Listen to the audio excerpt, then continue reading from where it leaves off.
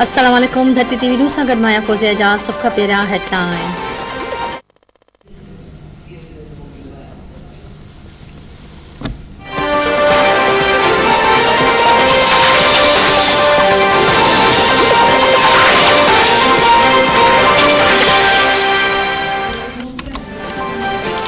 बेइतमादी रिथ मुल्क जा बुनियाद लोड़े छॾींदी। घरू मामलनि वारे वफ़ाक़ी वज़ीर शेख रशीद चयो आहे त बेइतमादी वारी रिथ में वॾो मसइलो थींदो।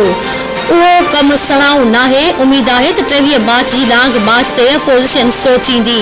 घरू वज़ीर मूजिबि पहिरीं न्यूज़ीलैंड जी क्रिकेट टीम खे धमकियूं ॾिनियूं वयूं, हाणे ऑस्ट्रेलियाई टीम खे धमकियूं ॾिनियूं पयूं वञनि।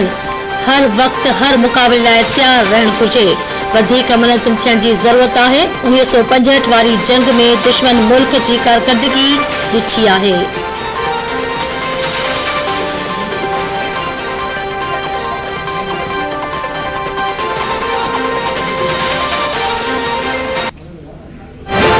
मैं सबसे पहले तो आज अपनी कौम का शुक्रिया अदा करता हूं और FBR का भी कि उन्होंने पहली दफा पाकिस्तान में इतना ज्यादा हमने टैक्स इकट्ठा किया, हमने रिकॉर्ड टैक्स इकट्ठा किया पाकिस्तान में। और उसकी वजह से मैंने परसों, जबकि दुनिया में कीमतें ऊपर जा रही हैं, तेल की, बिजली की, 5 रुपए यूनिट बिजली की कीमत कम कर दी है और 10 रुपए लीटर तेल और डीजल की कीमत कम कर दी है, क्योंकि हमारे पास पैसा ज्यादा आया है।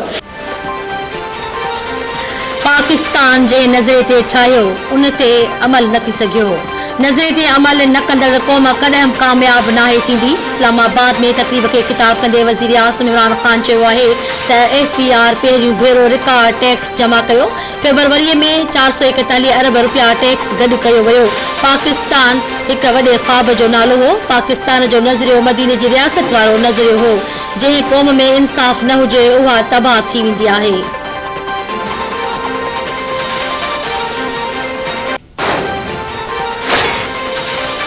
22 सालनि खां नेब जा तमाशा भोगे रहिया आहियूं। सियासी वफ़ादारियूं तब्दील करण लाइ केस जोड़िया विया।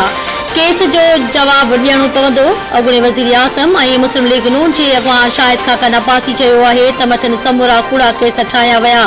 नेब मुल्क खे सभिनी खां वधीक नुक़सान पहुचायो। चेयरमैन नेब खे हिकु ॾींहुं समूरनि केसनि जो हिसाब ॾियणो पवंदो।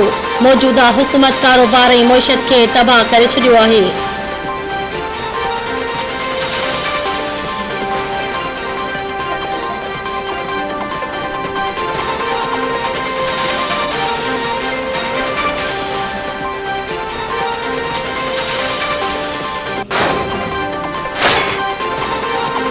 पेट्रोल घटाइण बाद वफ़ाक़ी हुकूमत गैस जा अघ वधाए छॾिया।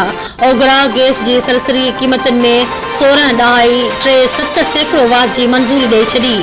सुई नादरनि जे लाइ क़ीमत में 94 रुपया ऐं सुई सदरनि लाइ सरसरी क़ीमत में 50 रुपया फी MMBTU वाध जी मंज़ूरी ॾिनी वई। नयूं क़ीमतूं 1 जुलाई 2021 खां लागू हूंदियूं। वफ़ाक़ी हुकूमत जी मंज़ूरीअ बाद गैस वापेदारनि खां नयूं क़ीमतूं ओगाणियूं वेंदियूं।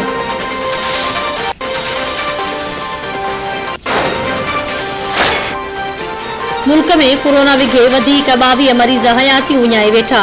NCOC मूजिबि सॼे मुल्क में 34,296 माण्हुनि जा नमूना वरिता विया। वधीक 765 नवनि केसनि जी तस्दीक। हकारी केसनि जी शरह 2.23% रही। सॼे मुल्क में 981 मरीज़नि जी हालत ॻणितीअ जोगी।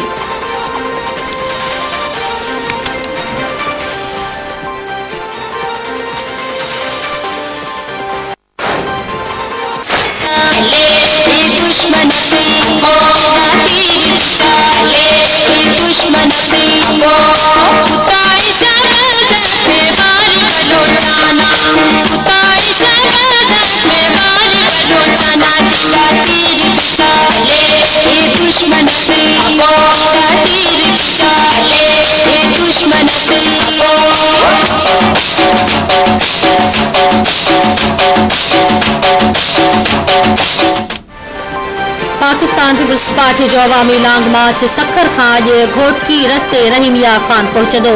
लांग मार्च रूट वारनि इलाक़नि खे बेरनि ऐं झंडनि सां सिंगारियो वियो। हज़ारनि जे तादाद में पीपल्स पार्टी जा जियाला मार्च में शरीक। मार्च जी आजिया लाइ मुख़्तलिफ़ हंधनि ते कैंपूं क़ाइमु। अवामी मार्च रहीम यार खान खां पोइ बहावलपुर लोधरा खां थींदो मुल्तान पहुचंदो। साहिवाल ओकाड़ा पतोकी खां गुज़रंदे 5 मार्च ते लाहौर पहुचंदो। बिलावल भुट्टो 6 मार्च आचर ॾींहुं नासिरबाग लाहौर में ख़िताब कंदो।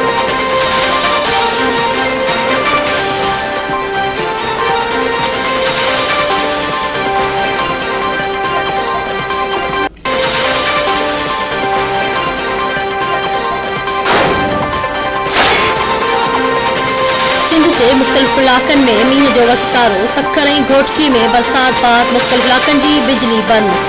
मीरपुर माथिलो, डहरकी, आदिलपुर सरहद, खानपुर महर, ओबावड़ो, दाद लगारी, जरवार, कोट लालू, बुरिया सिटी, बंगो भेण, बांदी ऐं मेहर में बरसात। टंडो, मीर अली, सुई गैस, पीर वस्तण, राणीपुर, रुस्तम, करमपुर, टिकराटो, मरीद शाख, बाडे, गाजी खावड़ ऐं ॿियनि इलाक़नि में मींहुं पवण सबबि कणिक जे फसल खे नुक़सान जो ख़दशो। आबादगार ॻणतीअ में वठिजी विया।